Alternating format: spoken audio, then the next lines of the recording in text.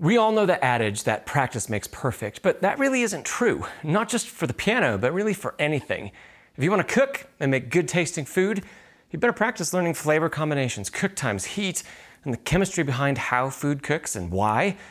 If you just throw stuff in a pan over and over again, you're probably not going to learn the difference between good and bad flavor. And if you want to, it's going to take some dedicated thought at some point. Let's think about sports for a second. And not just any sport, but specifically gymnastics. I think that gymnasts are one of the closest athletic counterparts that we have to piano playing. They practice daily for hours upon hours. They have coaches. They're always analyzing, taking videos, recordings, right? Changing small movements, learning to become more efficient. They do hundreds of thousands of repetitions of very short routines. And when the time comes to perform, they have one shot to execute everything they've practiced, much like how we get a recital or a competition or any other kind of performance. We get that one opportunity to show an audience or even a teacher what it is that we've been working on for so long. Is a gymnast practice routine always perfect? No. But it is full of focus, great attention to detail, and perfecting in small increments. Let's go back to the piano. I like to say that perfect practice makes perfect. It's a nice one-liner and it does sum up practicing to a certain degree, but it leaves a big unanswered question. What is perfect practice? For a beginner or an intermediate pianist, perfection is going to take a dramatically different shape than a professional, and we're going to dive more into that in a second. But the undeniable truth, based on neurology, is that every single action we perform on the piano bench at the piano, conscious and subconscious, begins to form neural pathways. For example, if you're learning a D major scale for the first time, and this happens, and you're practicing,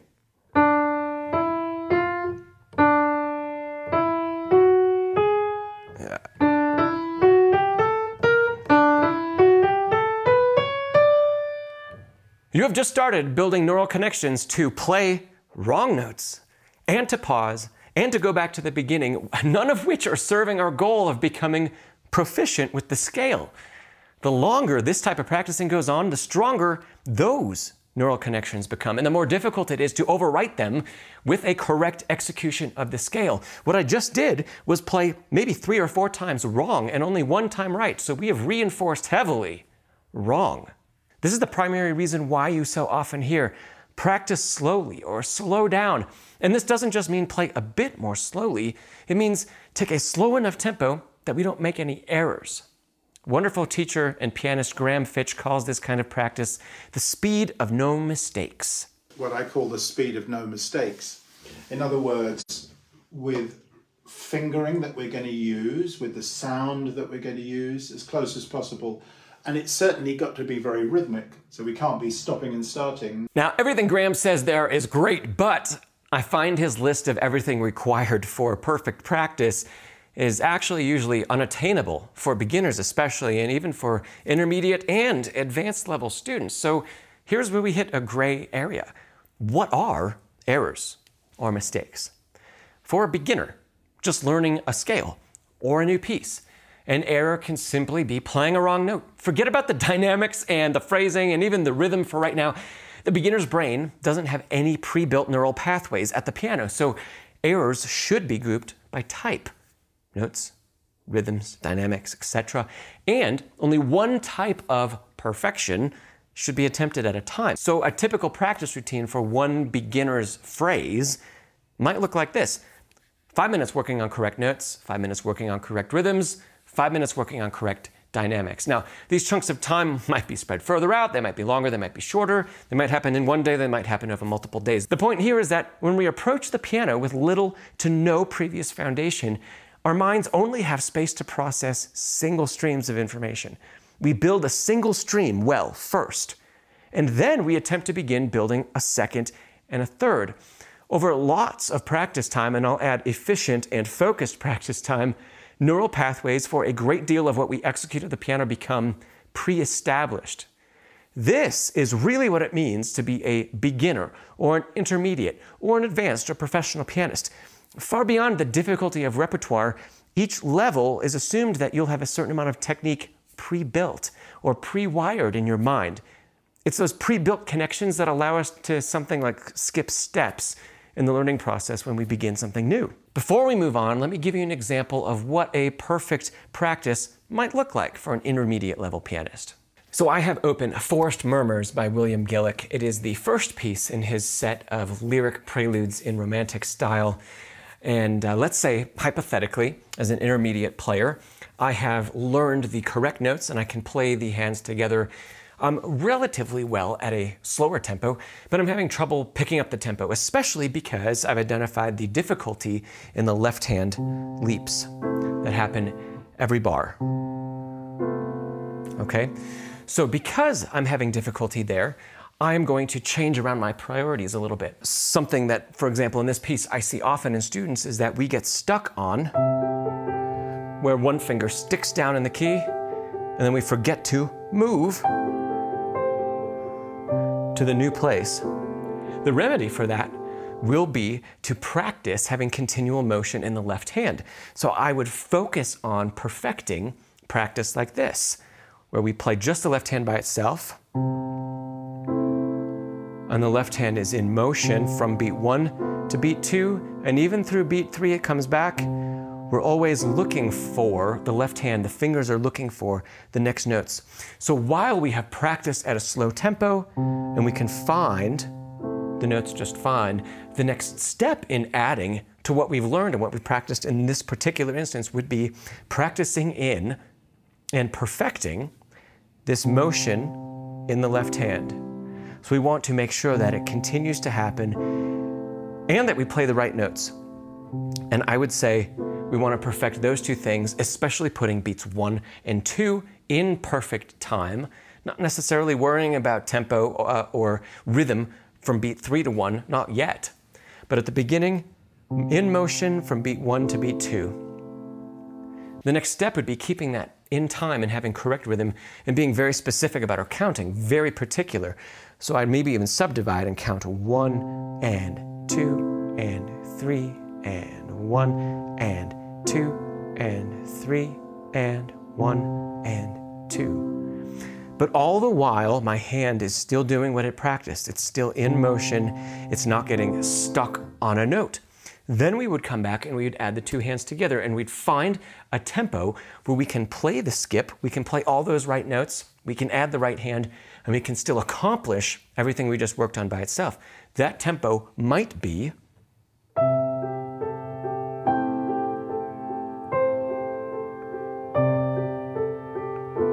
left hand is still in motion.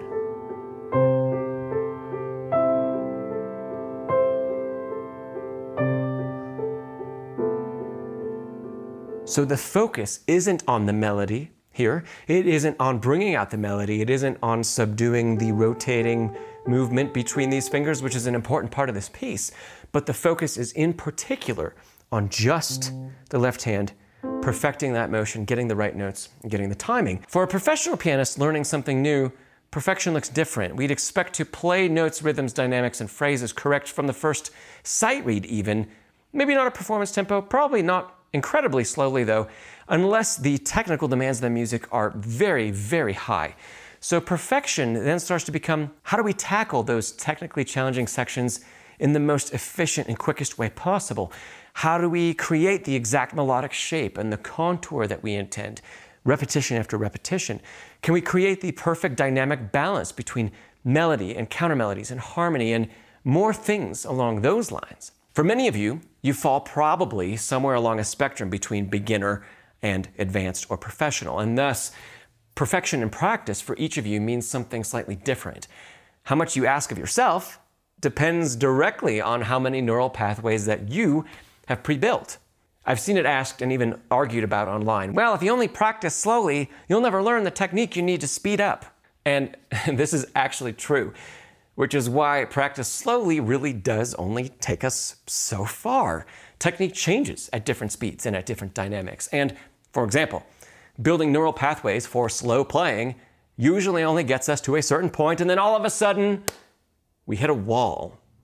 And so when we come across technical development in scales or a passage in a piece that pushes us beyond what we're capable of, we do need to change our approach and practice. This change I call simply experimenting or challenging ourselves. The idea here is that After we've built a great foundation, we take a calculated approach to how uncomfortable we're going to make said passage or scale. If we're looking to build speed, we might throw in 2 or 3 repetitions that are beyond the speed we can currently play accurately. We play those, we take stock of what's not working, and then promptly go back to our slow tempo and incorporate some changes to help facilitate growth. In a really ideal world, you'll have enough knowledge of your ability to push tempo just up to the speed that will break your technique, dial it back 2 or 5 beats per minute, and then strive for perfection at that tempo. Over days and weeks of practice, that tempo is going to change and get faster and faster naturally. Now again, we only spend short bursts of time practicing like this because if we make mistakes at these challenging tempi, we will slowly be breaking down the neural connections we built during slow practice. We don't want to lose those connections or make our playing sloppy. So we experiment and we push in short bursts, learn from them, then go back to implementing small changes at a slower tempo where we again have perfection. Let me give you a real-life example at a professional level working on increasing speed. So I have pulled out Liszt's Paganini Etude, specifically the 6th one and actually the final variation, variation 11. And this is a piece that I actually played and performed, but a long time ago, about 15 years ago. So I took a day to kind of refresh it a little bit, but it is far, far from being performance ready. So this is a great opportunity to see how I would go about building speed in a technically very difficult variation of this etude. If I'm starting the day off and I haven't practiced this at all, let's say I've done a little bit of warm-up, but I'm just getting into it for the first time, I'm going to take things quite slowly, actually at a very, very slow tempo, especially compared to the final performance tempo. My goal is to feel exactly the notes I need, where I need to be, where the hand needs to be, how the body is moving, and refresh this from where I left off yesterday. I'm not just gonna try to jump into where I was. So here is a very slow tempo, and I'm aiming to pick one where I can get all of the notes and the rhythms right and still show a little bit of musical movement throughout. So something like this.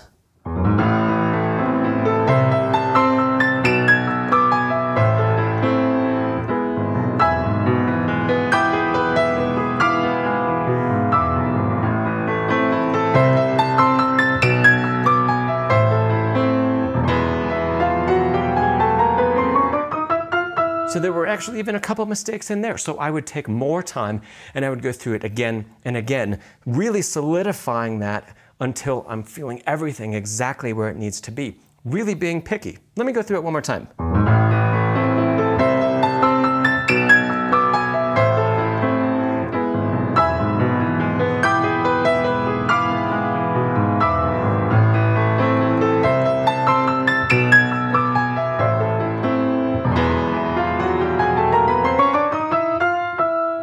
Okay, let's say I've done that a number of times, 5 times or 10 times, and I am ready to say, I'm going to start to challenge myself and see how we can push this tempo along today. So I'm going to do something where I kind of move the tempo back and forth. Not at all how I would do it in a performance, but in a way where I'm testing things, first of all, mid-phrase, and seeing where things are feeling good, where do I feel I can speed up without missing any notes, hopefully, and then where do I need to pull back without missing any notes, or to keep from missing any notes. So let's see what happens.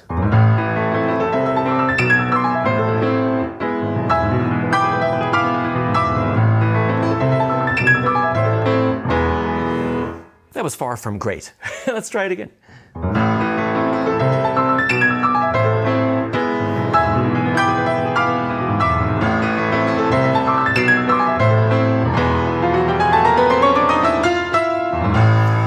I'd have another iteration here written right in the music. So after a number of more repetitions doing something like that, I might say, okay, I'm going to try to start this at a faster tempo. Experiment.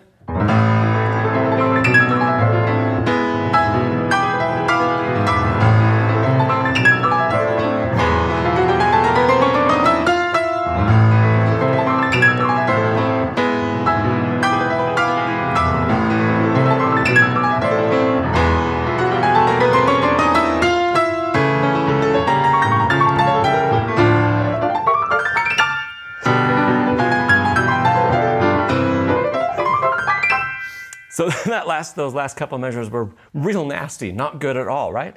So I would take that information. I know exactly the spots that weren't as clean as I want them to be, especially that last measure, but also a couple other spots leading into that. I'm going to slow the tempo way back down, and I'm going to work on feeling very specific things. For example, where the right hand turns around at the top, there were two things that were tending to happen. I was missing, usually, the second octave coming down, and I was also having a tendency to miss one of the notes in the left hand, especially the B's. They happen right at the same time. So I'm going to try to really make sure that I nail that over a number of repetitions.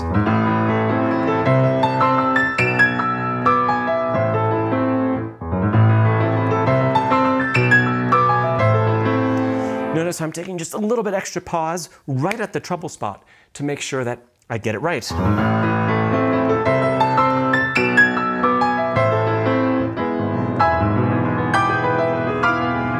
it comes again.